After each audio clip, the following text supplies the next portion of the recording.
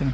मित्रों, आज बात करेंगे मोथा, जिसका वैज्ञानिक नाम है साइप्रस रूटडेंस और हिंदी में इसे नागर मोया के नाम से जाना जाता है।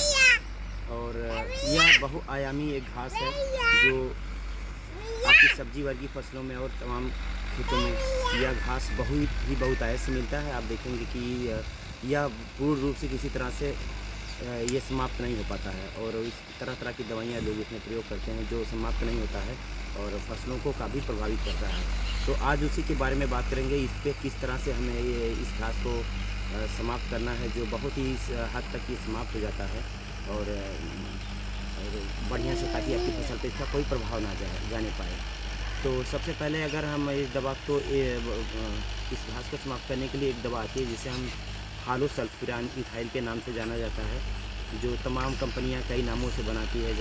जैसे भनका है वो आपका सेंटा के नाम से, और आपकी भारत कृषि रसायन आती है जो आपका इलान के नाम से तमाम चीज़ें देती है। मैनकाइंड भी बनाती है बगल में, कई कंपनियां इस दवाइयों को बनाती हैं। तो आप देखेंगे कि इसमें पहले आपको क्या करना है, खेत में पर्याप्त नमी रखना है और पूर्ण रूप से इस दवा का प्रयोग अगर आप बरसात में करते हैं तो बहुत ही अच्छा है। अगर बरसात में मान लीजिए ना करें तो मौसम जब सामान्य रहे तो खेतों में पूर्ण रूप से आप पानी लगाइए। नमी करने के बाद आप इस दवा को 2 से 4 ग्राम दवा आप जो है 15 लीटर पानी में भर के आप स्प्रे कर दीजिए। स्प्रे करने के बाद आप उस प्लांट को फिर से दोबारा आप तीसरे दिन फिर सिंचाई कीजिए, क्योंकि इसकी जड़ें जो होती हैं ऊपर से घास तो जल जाता है पर जड़ जो इसमें जो अड़िया रहता है वो समाप्त नहीं हो पाता, वो ज़मीन के काफ़ी नीचे तक रहता है और वह पूर्ण रूप से नष्ट नहीं होता। और फिर उसके बाद ऊपर से जलने के बाद अपना ग्रोथ करता रहता है। आप नमी लगाने के बाद पहले आप दवा का स्प्रे कीजिए और दवा स्प्रे करने के तीसरे दिन के बाद आप पुनः सिंचाई फिर से पुनः कीजिए।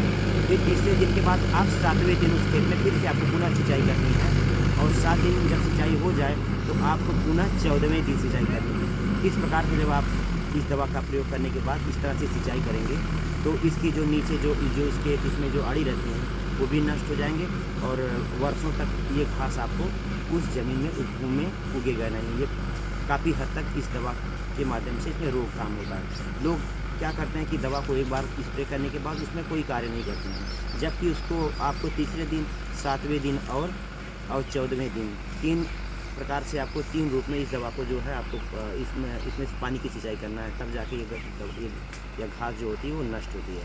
अगर बरसात के दिनों में करते हैं तो यह बहुत ही अच्छा होता है और इसे आप फसल के ऊपर भी डाल सकते हैं।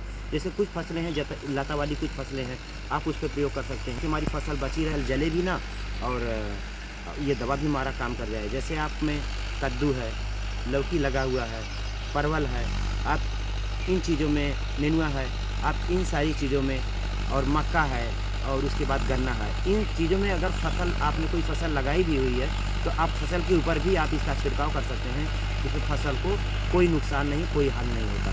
तो आप इस दवा को इसी तरह से प्रयोग कीजिए और ताकि आपका जो अड़िया है, जो मोथा है, वो आपका वह नष्ट हो जाए। धन्यवाद।